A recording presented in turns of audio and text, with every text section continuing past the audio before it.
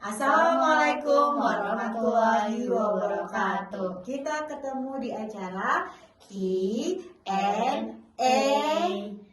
seputar permasalahan Gen Z dan Gen Alpha. Ya, baik, gimana? Sekarang kita akan membahas apa, Damai?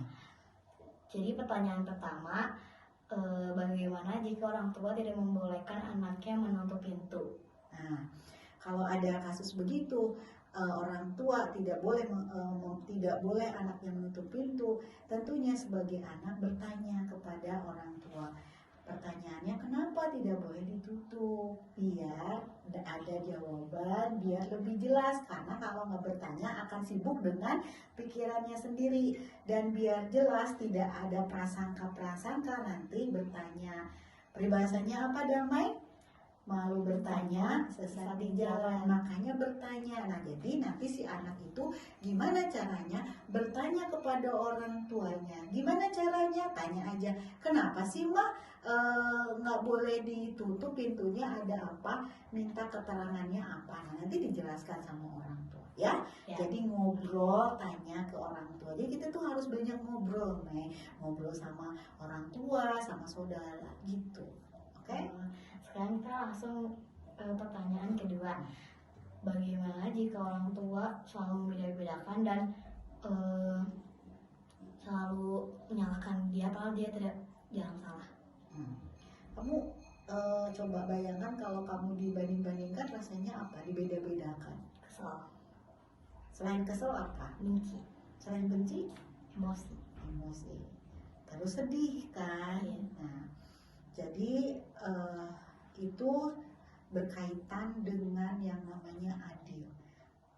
Jadi adil itu apa? Adil itu memposisikan atau menempatkan sesuatu pada tempatnya. Jadi kalau kakaknya salah, ya dia harus bertanggung jawab, menerima konsekuensi. Dia harus bersedia untuk menerima sanksi. Kalau adiknya salah, sama aja. Nah, nanti kalau misalnya ini dia nggak merasa salah, tadi tanya lagi ke orang tuanya, salah aku apa? Nah, nanti kalau dijelaskan sama orang tua dan salah, ya terima aja, tinggal tanggung jawab menerima konsekuensi. Tapi kalau misalnya anaknya tidak salah, misalnya contohnya gini, tanaman ibunya rusak, yang merusakin misalnya adiknya bukan kakaknya, terus ibunya nyalain kakaknya, ini sama siapa ya? Sama kamu Kak, bukan sama adik. Wah, kamu kenapa sih kamu nggak jagain adik? Dimarahin gitu loh. Ini kan adik Mak, jadi Mama minta tanggung jawab konsekuensi dari adik karena aku nggak salah gitu. Nah, kalau misalnya ngotot ibunya misalnya, oh kamu dasar yang salah. Nah, kalau nggak salah udah jaga jarak, penyelesaiannya jaga jarak. Ya udah aja, ya gimana Mama aja sok.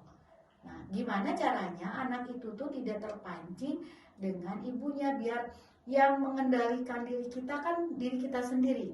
Jadi yang bisa dikontrol itu Damai diri kita. Jadi kalau ibunya marah-marah terus kitanya kepancing kan jadi sedih, jadi marah kan, nanti jadi kesel. Nah, kita udah jelasin nih bahwa kita misalnya bahwa anak itu nggak salah, tapi ibunya misalnya masih menyalahkan, ya sudah jaga jarak dengan tarik nafas. Ya udahlah, ibu aja mau ngomong apa bodoh banget, yang penting aku happy, bahagia. Nah gitu ya. Jadi karena kalau misalnya dia kenapa Damai sakit hati Damai karena siapa? Karena orang lain? Bukan, karena diri kita memberikan ruang untuk disakiti oleh orang lain. Tapi kalau kenyataannya orang lain menyakiti kita, terus kita tidak memberikan ruang, tidak akan sakit hati. Seperti misalnya dulu contohnya Rasulullah waktu waktu berdakwah dilemparin kotoran. Tapi Rasulullah tidak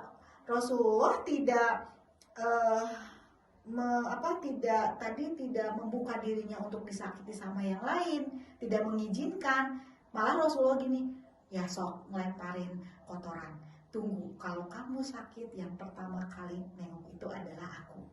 Nah, malah kan Rasulullah tidak mengizinkan. Dan benar Damai, orang itu tuh benar sakit sama Allah diijabah. Rasulullah loh yang pertama, ya gitu. Jadi kita ingat Damai, yang bisa mengontrol itu adalah diri sendiri, bukan orang lain. Kita nggak bisa mengontrol ibu kita atau orang lain. Nah, kontrollah diri kita, tanganilah diri kita, jangan sampai kita sedih, jangan sampai kita kesal. Caranya bagaimana?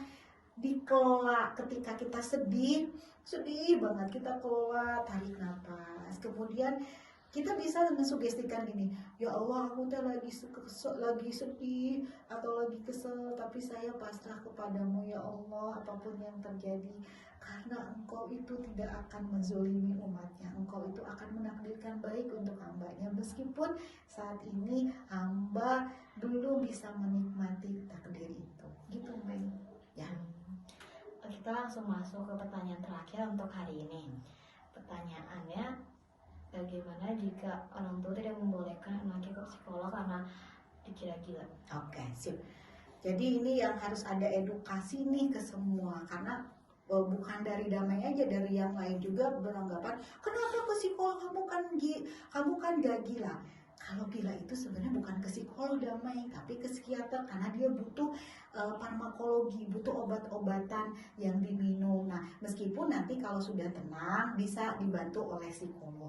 Dan ke psikolog itu banyak kok yang datang ke Bunda ya, Bunda kan psikolog kan, yang datang ke Bunda untuk misalnya hanya curhat. Jadi kan kita tuh kadang juga butuh ngobrol gitu, aku tuh sedih, aku tuh gimana, ke siapa ya, ketika Damai misalnya aku tuh butuh banget nih ngobrol, terus ke temennya ngobrol gitu, nggak si Damai kan gini. Jadi rahasia umum. Nah, kalau ke psikolog itu punya kode etik, tidak boleh, harus menjaga rahasia klien ya. Dan nanti ke psikolog itu misalnya, nanti ke psikolog ngomongin orang tua ya, ngomongin yang lain. Nah, kalau ngomonginnya untuk menyelesaikan masalah itu bukan ngomongin, karena di psikolog itu ada yang namanya butuh anamnesa, jadi digali dulu. Nah, kalau digali kan nanti pasti kalau seorang anak, nanti kita gali orang tuanya. Dan itu tuh bukan untuk ngomongin orang, kejelekan orang, tapi menyelesaikan masalah. Nah, kenapa psikolog itu, profesi psikolog itu ada? Biar membantu orang untuk tadi gitu, untuk curhat, untuk sharing, atau misalnya aku tuh bingung kuliah di mana. Nah, nanti ada psikotes, nanti konsultasi kemana yang lebih bagus itu loh gitu. Jadi kalau ada orang gila, bukan ke psikolog dulu ya, tapi ke psikiater. Nah, nanti kalau sudah mulai stabil, baru bisa dibantu oleh psikolog. Itu, Mei. Oh gitu ya. Iya, kayaknya seru banget ya. Nanti kita akan jawab lagi pertanyaan-pertanyaan seputar Gen Z, Gen Alpha di episode selanjutnya ya, Mei ya.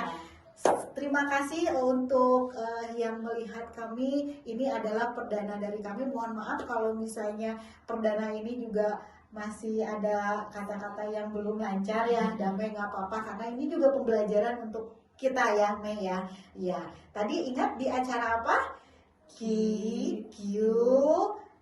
N apa, Mei?